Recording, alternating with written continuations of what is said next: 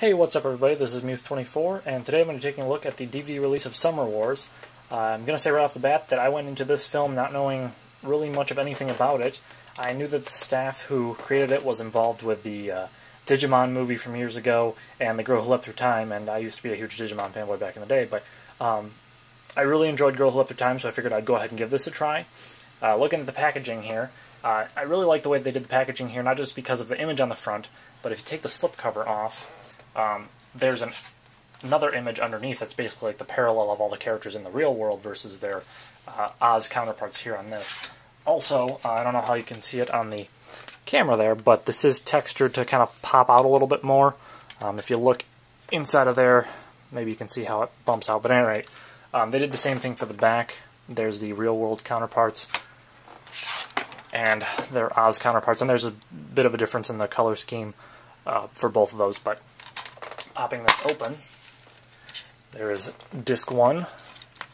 and disc 2, and if I pop out the second disc, you can see that they did this kind of poster image in the background. My disc is kind of in the way there, but anyways, I got all the characters and the boat at the top there, which is kind of cool looking. Now, as for all the features that you're going to get on the second disc, because the first disc is just the film itself, the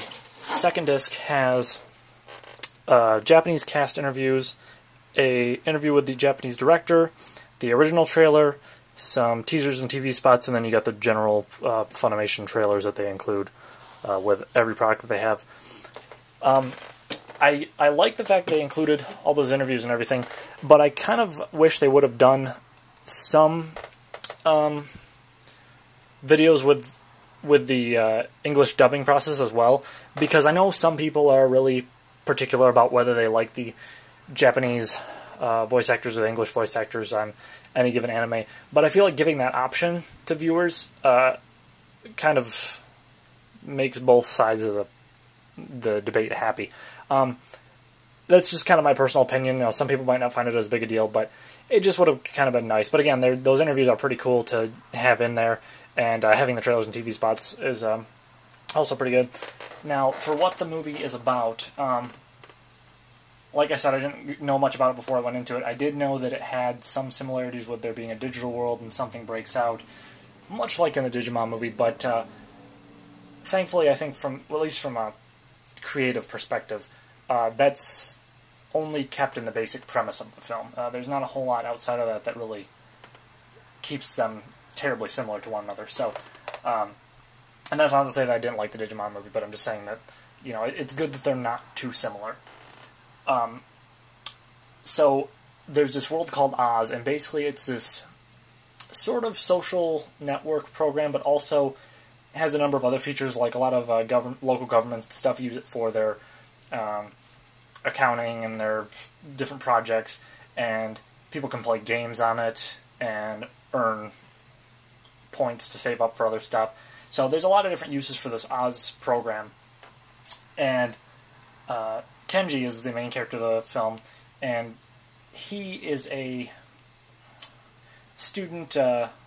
who runs all these maintenance checks on Oz with his friend. And at the very beginning of the film, there's this girl named Natsuki that he goes to school with, who basically asks him if she'd do him a favor and go on this family trip with her for, like, I believe it's not a full week, it's like an extended weekend or something. But at any rate,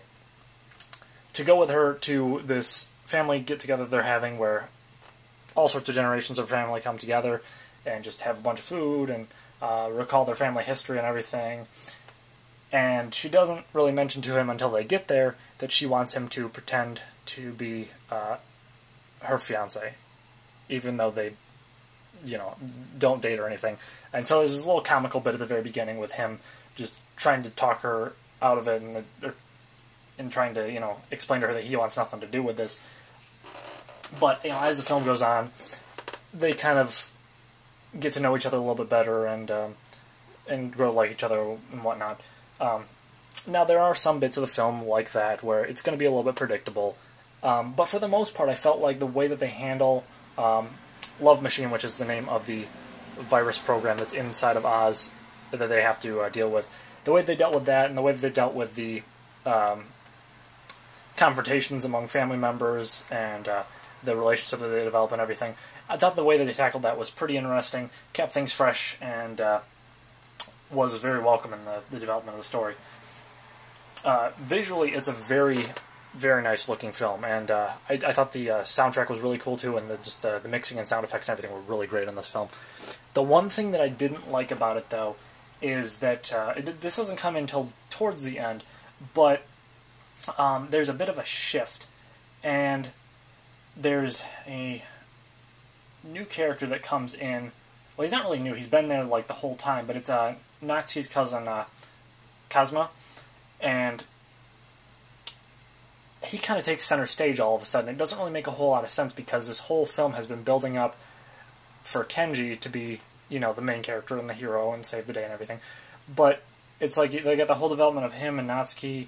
and everything, and then all of a sudden Kazuma comes on the scene, and it's like Kenji gets kicked to the back burner for a while until like the very end of the film, and then he comes back. And I felt like it's not necessarily bad they wanted to explore another character, but their timing with it was off, and